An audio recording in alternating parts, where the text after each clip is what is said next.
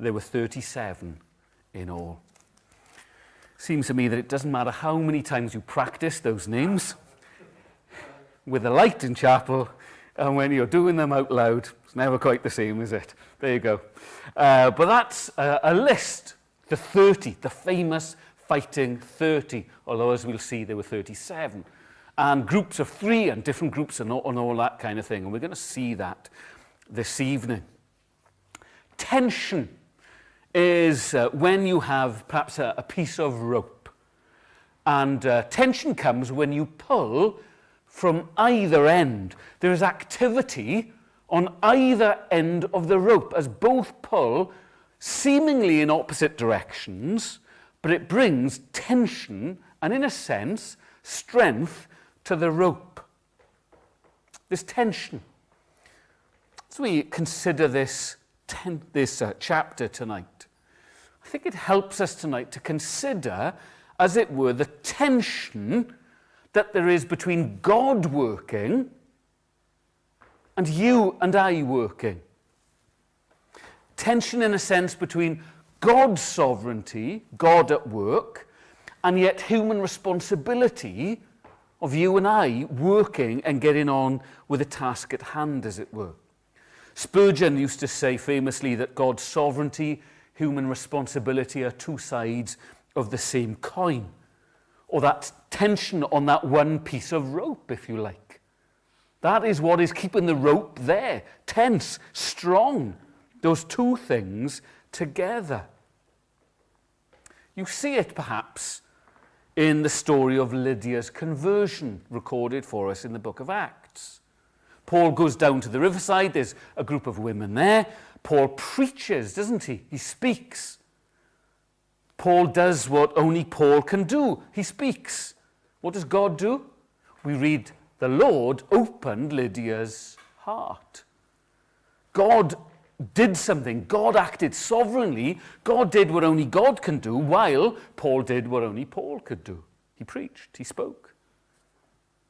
Praying and acting and asking God to do what only God can do, while at the same time getting on with what we are to do and what God has called us to do. I think this chapter is really helpful with this list of names, these list of David's mighty warriors.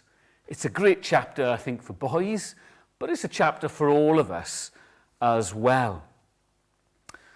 Let's have a look then at the chapter. The way I want us to approach it tonight is kind of to go through the chapter, to learn a few lessons, as it were, to see what the word is telling us here, and then to come back and have kind of 4 real general questions that we need to answer for us this evening.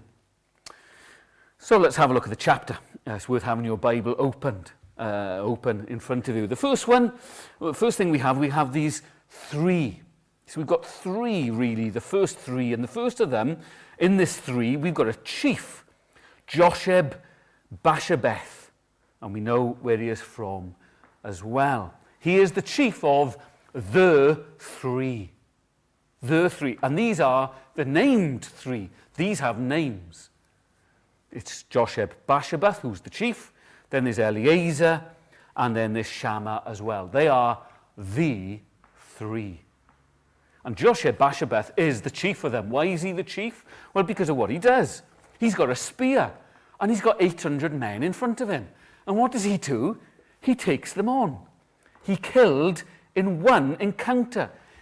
And you can see the way that the writer of 2 Samuel records this for us. There's 800 men there, and what does he do? He raises his spear in front of them. This is a kind of almost like a euphemism for basically saying he stands there, raises his spear, and he's kind of shouting, "Come on!" And off he goes and kills 800 in one encounter. As far as kind of ninjas go, he is the ultimate ninja warrior here. No wonder he is the chief. No wonder he is famous. No wonder he comes first in this list. He kills 800. Just the sheer number of what he can do. I mean, you see it sometimes in some kind of rubbish films where, somebody fights all these different people. But this is what Josheb-Basshebeth does. 800. He's the chief. Look at verse 9. Next to him. Next to him. One of the three, not quite Joshua Bashabath, but next to him, nearly him, there's Eleazar. We know who his father is. We know who he's from. He's one of the three. And he is with David in a story that we know. They taunt the Philistines. We know where they are. They're ready for battle. What happens? David and Eleazar are there, but where's the rest of the troops? They've run off. The anointed king of God is there. The one who has slain his tens of thousands, David, is there. The Goliath slayer is there. All the other troops run off, but not Eleazar. Oh no, he stood his ground. He stands firm. And he struck down the Philistines. And he is there for so long, gripping that sword, killing Philistines in the name of the Lord, that his grip has kind of frozen. The nerves and everything else freezes. You sometimes get that. Sometimes you get it with kind of kids who play video games for too long and their kind of thumbs start going in a weird direction and things because they've been there for too long. Well, his grip is kind of stuck. He's kind of got a claw for a hand because it's wielded to his sword for so long he can't move it. That's how long he was there, bringing a great victory. That's what we read, a great victory. I mentioned Di Hankey's book, The Hard Corpse. Di, in typical Di fashion, basically says this, that in this story, you're either a soldier or you're a stripper. Because look what happens at the end. Verse 10, the troops return to Eleazar, but only to strip the dead. They come in to get the plunder. They come in to get the spoil. Eleazar does all the work, the hard work, the dangerous work, the killing. And those who have run away now come back and get some of the glory. They come and get the spoils, stripping the dead. But he defends, doesn't he, the land with David. And then next to him, as one of the three, verse 11, was Shammah. Again, we know his father. We know where he's from.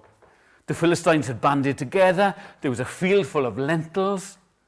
Don't know whether he fancied lentil soup or something, but he stands in the middle of the fields and defends the food. He defends the plunder. This is not an advocate for being vegan or anything else. We know that Shammah's not vegan, because if he was vegan, he'd be telling everyone. But he's not, is he? He is there, and he is defending the field against the Philistines. Takes his stand, defends it. Brings about a great victory. Now, these are great men, these three. They really are. I mean, look what they do. Look at the courage that they have. But look at the faith that they have in the living God as well.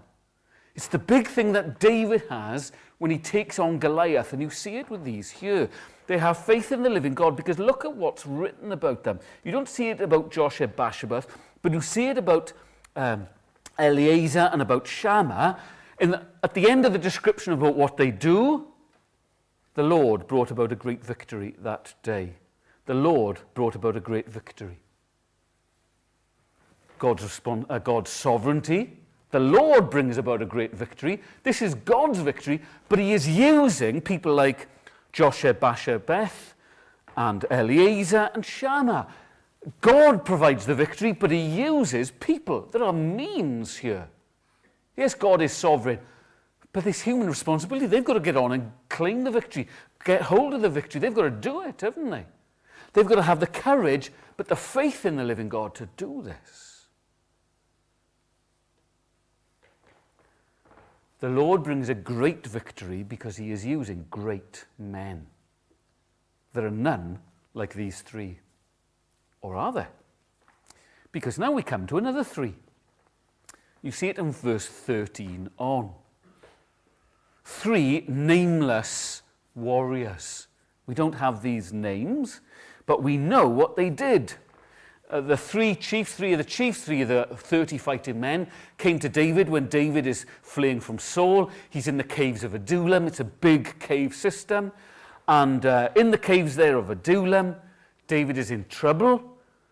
But the Philistine kind of garrison is there. The Philistines are encamped, so he's in trouble. However, the big thing that David is, as he's weary, he's on the run from Saul, all this going on, David's big thing actually is not that he's thirsty. That's not what's happening here.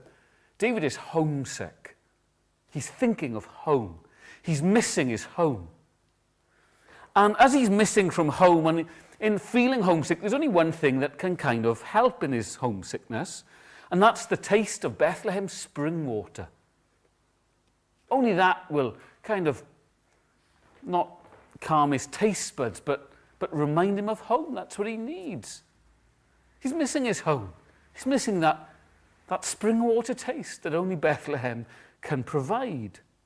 And as he says, oh, that someone would get me a drink of water from the well near the gate of Bethlehem, this isn't a request that he's making. It's almost that he's pouring out his heart. This is how I feel. I feel homesick. I feel weary. But it's not a request. You see that in what happens. Because these three men decide to do an amazing thing. As they hear their king lamenting in his homesickness, they decide to do something about it. They aren't saving his life here. David's not in trouble. The Philistines are not attacking here. They're not risking their lives in defending his life. He's not kind of so thirsty that he's going to die. He's not desperate for water. That's not the issue here. He just feels homesick. He's just grieving for home. So what do? They honor him in an incredible way. They break through enemy lines to secure the water that tastes of home. You know what that's like, don't you? Especially if you're a water drinker. There's no water that tastes like the water from your home. If you move away, perhaps if you go somewhere else where the water is, ours is hard water, I think, isn't it? There's no lime in it. And you go somewhere else, and you go some parts of England. I used to live in Hertfordshire. You'd pour a glass of water, and there'd be that cloud in it, the lime. You'd see it. And when I used to drink water there when I lived in Stevenage, do you know, I didn't have my yellow beaker that I used to have when I was a kid at home. And the water just didn't taste the same. But they break through enemy lines for David to honor him, to honor the king. They love the king. They serve the king. They want to do something nice for him. That's what they're doing here. And they're willing to risk their lives to bless him in this way. They're honoring him, aren't they? David is so touched by what these men do that he does something even better than drinking it. He pours it out to the Lord. He worships God with this water by pouring it out. That's not a snub to these men. That's actually doing something that honors them even more. They would have been taken aback by what he did. They would have been given great joy by what he did. One of the commentators I read looking at this passage, he talks about the fact that he was grieving because somebody very close to him, I think the commentator said his father had died. And he said one of his old church elders made a 300-mile drive to go to the funeral. He said, he said, as I saw him, he said, my heart kind of was overjoyed and thrilled and almost kind of broken. My emotions broke just to see the sacrifice that person would make in honor for me, to do something like that for me, to go to that distance, literally, just because of his love for me. Well, that's what they're doing for David here. The three nameless warriors. Notice, I don't know if you notice in the list that Joab was mentioned a couple of times, but Joab, who we've seen now for a long time as David's chief, army chief, the one who often does the right thing, but does it gets David to do the right thing, but he's violent and he kills people, and don't quite know where to do with Joab. How does he fit into the story?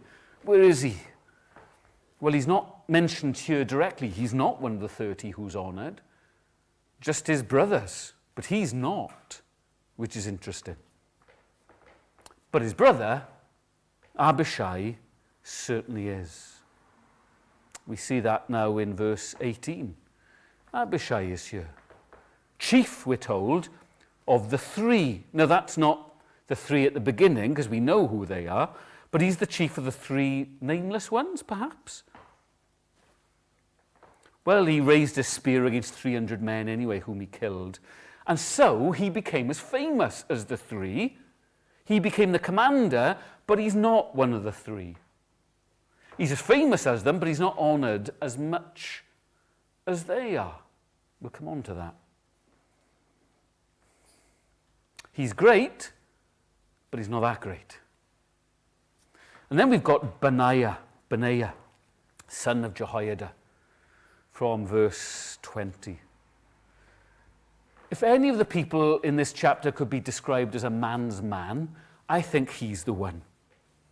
The very definition. He is the type who goes running towards the skirmish. We read there that he strikes down two of the mightiest from Moab.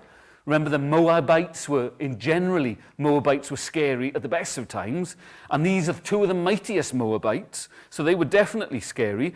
Killing two of them takes some doing, but he does it. And then we come to this little story about going down into a pit on a snowy day and killed a lion. Now, I don't know about you, but you're going for a walk one day and it's a snowy day and you fancy a snowball fight or whatever, and there's a pit, and in the pit there's a lion. Now, if that was you or me, what would you do? I think you'd just walk past. We'd probably get on the phone and phone the RSPCA or the zoo or whatever and say there's a lion in that pit, and you'd keep well away. Not Benaiah. Benaiah jumps into the pit and slaughters the lion. That's the type that he is. He jumps in. Then he takes on what is described as a huge Egyptian, which is a bit of an understatement, because in a day when people generally were shorter than they are today, the Egyptian is over 7 foot tall. There is something Goliath-like about this Egyptian. The Egyptian, who is Mahusev, has got a spear. Benaiah has just got a club. In the pre-fight bookies, I'm sure the bookies in the pre-fight betting, I know who they would have as the favourite in this fight. One of them is over 7 foot, and he's got a better weapon, a far better weapon. There's only one winner here. But of course, Benaiah wins the day. He takes the spear, and he kills the huge Egyptian with his own spear. But again, read verse 23. He was held in greater honour than any of the 30, but he's not included among the 3. He's great, but he's not that great. And then, of course, we've got the list of the 30. In all, there are 37 names. Of course there are, because we know that at least one, Uriah the Hittite, died, and presumably so did some of the others. So for the fighting 30, some of the ones who've died need to be replaced, hence there are 37. But the chapter ends, doesn't it, with the last name being Uriah the Hittite. It's a reminder to us here at the end that these people who fought for David, his name is always there, reminding us that the greatest king, the anointed king of God, is still a gross sinner. Even the very best is a gross sinner. Well, let's have a look. 4 things then, 4 questions just to answer very briefly, just to help us to see how this chapter can help us. The first thing is this. We'll answer this question. Why are these names recorded for us? And why are there exploits given to us? Well, because I think the anointed king of God does not do the will of God or fulfill the will of God without other people getting involved as well. David's not on his own. Even though he's the anointed king of God, when God brings a great victory, there are other people with the anointed king. God uses people. And they're given to show us as well what Christian heroism can look like. They're given to show us what God can do through courageous, faithful servants. Heroic, brave disciples. And they're heroes, aren't they? We all love heroes. Generalizations are generally true. That's why they're generalizations.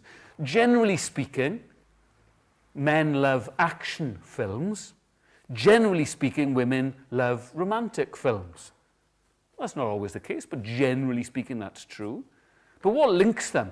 Well, those films often have heroes, don't they? Action films always have a hero, and romantic films normally have some kind of romantic hero as well. Why? We all love a hero doing heroic things. Whether it's swimming to deliver a box of milk tray through shark-infested waters in a romantic gesture, although it's a bit stalkerish and creepy, but there you go. That's probably why the advert hasn't been on for so long. Or if it's, the cowboy John Wayne kind of killing whoever and whatever. We love heroes. These are heroes of the faith. That's why they're listed here. It's like Hebrews 11. But also as well, these are listed here so that they are honoured. Their names are written so that you and I honour them as well, and so that the people of the day honour. Do you notice how many times people were said that they were famous? Or in verse 23, he was held in greater honour than any of the 30, but he was not included among the 3. Why? They had greater honour. You see, the names are given and written down and recorded for us so that these people will be honoured. And we are to do the same today. Romans 12:10, honour others. We are to, and we need to honour other people. That's an encouragement, isn't it, to keep going. And we are to honour them in that way. I think our kind of theological standing means that we always want to give God all the glory, which is right. We are to give God all the glory. But at the same time, Romans 12 calls us to honour those that God uses. Remember, quite a years ago, this Wednesday, EMW camp bookings opened. We had virtually 300 bookings on the first day, which was wonderful. Great answer to prayer. But I remember being on a camp a few years ago, and on day one, a letter came from a mother of someone who had been on camp a few years before. And the letter basically wanted to honour us as leaders, saying, we're so thankful to the Lord for you and for what you all did on that camp and the difference it made in my son's life. And he was really at the low ebb spiritually in that week in camp, helped him, and he hasn't been the same since. Spiritually, he's been walking with the Lord in a far better way. And I wanted to write to you, to encourage you this week as you lead another camp, what God can do and has done and can do through you. And what an encouragement that was. This woman was honouring us. Yeah, of course, the Lord gives the victory, but he uses people. And so we need to honour each other, phone each other. Sometimes someone goes beyond the call of duty, like the mighty 3 getting some water. David was touched by what they did. Perhaps someone's done something for you and it's touched you. Tell them, honour them. You can honour someone in words. You can honour someone with thanks. You can honour someone with a small gift. You can honour someone in prayer. You can honour someone publicly. You can honour someone in 1,000 different ways. Honour someone this week. Honour anybody but me this week. But it's not a call to honour me. But honour someone this week. Phone Philip or somebody. Phone Phil and tell him how helped you were this morning. Phone somebody else up and say, thank you for getting that bottle of water. Whatever it was. Thank you for delivering this. Thank you for praying for me. Thank you. Honour people. That's why this passage is given to us, that these men would be honoured. What encouragement it is when you're honoured. Honour someone this week. That's why these names have been recorded for us. Romans 12:10 rather, is a command to us. Well, that's the first question. Second question is this. Why is there a pecking order? Did you notice the pecking order? They are greater honour, but not as much honour as the 3. And of the 3, well, there's Jabesh Bashabeth. He's the chief. And then there's Abishai. He's great, but though he's their commander, he wasn't included among them. And there's all this pecking order going through here. And there's the 30, but the 30 are not the 3. And the 3 are not the 1. And there's all this different pecking order. Why? Well, if they're going to be honoured, humility is needed when you receive that honouring from someone else. Why? Because when someone honours you, it can lead to pride. And so humility is needed. How does Abishai feel reading that? Abishai, the brother, chief, raise a spear, 300 men. It's not 800, but it's not bad. He's held in greater honour than the 3? No, he's not. He became the commander, but he's not included among them. Held in greater honour than any of the 30, verse 23, but he's not included among the 3. There's all this pecking order.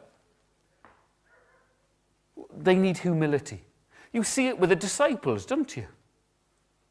There were many disciples at times. Children in Sunday Club this morning were feeding of the 5,000. They're disciples. They're followers of Jesus. But then, of course, there were 12 disciples. But of the 12 disciples, also as well, how many stories are there when Jesus is alone with Peter, James, and John? 3. And then along comes Paul later on. Imagine being Peter. You're an eyewitness of Jesus. You're a supporter of Jesus. Everything else, you're the one who's feeding the fish. And then Paul writes more of the New Testament than you do. Humility. God gives grace, doesn't he, to the humble, but opposes the proud. Philippians 2 is that chapter about humility, Christ being our great example. Equality with God, but he doesn't grasp hold of it. He becomes a servant. That's humility, it's serving others. These are serving David. And it could be that God calls you to do something heroic, but it could be that God calls you to bring a cup of water. And getting a cup of water is not always heroic, though sometimes it is. But it's humility that we need, as we see here, if we're going to receive the honour of others. Well, the third thing, does this chapter actually have anything to do with us? That's the third question. Well, the victory is the Lord's, isn't it? We see that time and time again, but of course he uses means. But you say, you look at this chapter, we're not called to serve and to defend King David. We're not attacking Philistines. We're not breaking through enemy lines and getting bottles of water. We're not standing in the middle of a lentil field and defending it. We're not called to fight. Or are we? We're in a battle. Ephesians 6. Finally, be strong in the Lord and in his mighty power, because he's sovereign, he's God. But what are you to do? In the midst of this battle that we are in, put on the full armour of God. Why? You're going to take on lions? No. You're going to take on Philistines? No. You've got an opposition that is far worse. So that you can take your stand against the devil's schemes. Our struggle, war, is not against flesh and blood, but it is against the rulers, against the authorities, against the powers of this dark world, against the spiritual forces of evil in the heavenly realms. The battle that is against you is being fought, and it is huge. You're in the midst of a war. The chapter here has got everything to do with us. How many times Shammah in that lentil field, do you notice what he did? He stood firm. Therefore, put on the full armour of God, so that when the day of evil comes, you may be able to stand your ground. And after you've done everything, to stand firm. Then with the belt of truth buckled round your waist, with the breastplate of righteousness in place, with your feet fitted with the readiness that comes from the gospel of peace. In addition to all this, take up the shield of faith, with which you can extinguish all the flaming arrows of the evil one. Take the helmet of salvation and the sword of the Spirit, which is the word of God. See, we're in the midst of warfare. Our opposition is huge, bigger than any 7-foot Egyptian, and much more fierce. and we're given the full armour of God that we've got to put on in God's strength to be able to stand and to be able to advance the gospel. Because, as we've seen at the beginning, the battle is the Lord's, and victory is the Lord's, but he uses you and me.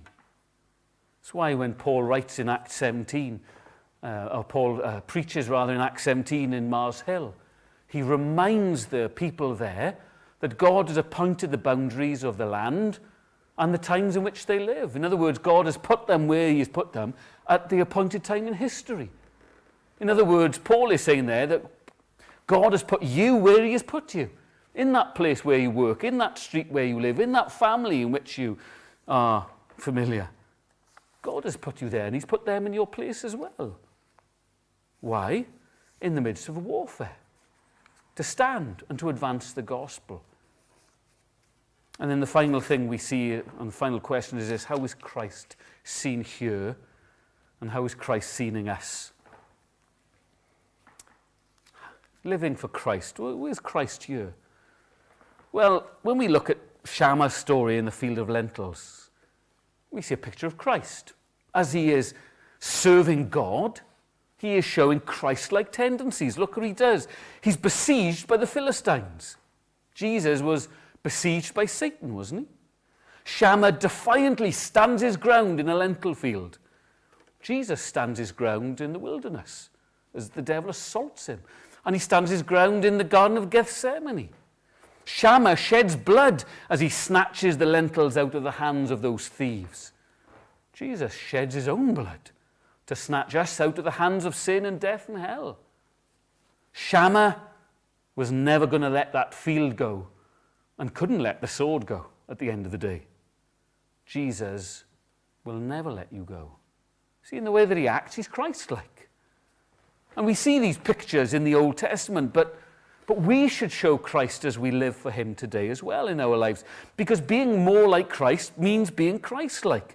As we are changed and made more like Christ, don't be surprised if the things that you do in your life look like the things that Christ has done. He is the ultimate servant of his Father. And if we are to imitate Christ, we are to be servants of the living God. Poor servants, maybe, but still servants. And you may serve your neighbours, your work colleagues, or your friends in a way that not only reflects the love of Jesus Christ, but is Christ-like in the way that you do it. On our house group on Tuesday night, we were thinking of the parable of the Good Samaritan. The Good Samaritan in the story, the Good Samaritan is Jesus, isn't it? It's a picture of Jesus. Well, you can love your neighbour like that, can't you? You can be Christ-like. That's where Christ is seen. Not just in the Word of God, but as we live for him, being made more like him, living like him. Just like Shammah and the rest of these great heroes. Well, the last thing I want to say is this. You know, Peter, he's not obviously in this chapter, he comes centuries later. Peter's heroic, isn't he? As he stands, he preaches in the book of Acts, those missionary journeys and everything else. Remember what Jesus says about him. Peter, Satan has asked to sift you. He wants to put you through a sieve. Painful. A huge battle will rage for Peter. But remember the words of Jesus to Peter, but I have prayed for you. Remember the one who prays for you. If you're going to live for Jesus this week, all authority has been given to Jesus, and I am with you always, even to the end of the age. And so as we look to fight for Jesus Christ, as we look to stand for Jesus Christ this week, as we seek to be the best servant of Christ that we can be, remember the one that has all authority is with you always, and he is praying for you. Well, may God help us to live for him this week and to serve him in the best way that we can, perhaps even heroically this week. Well, we're going to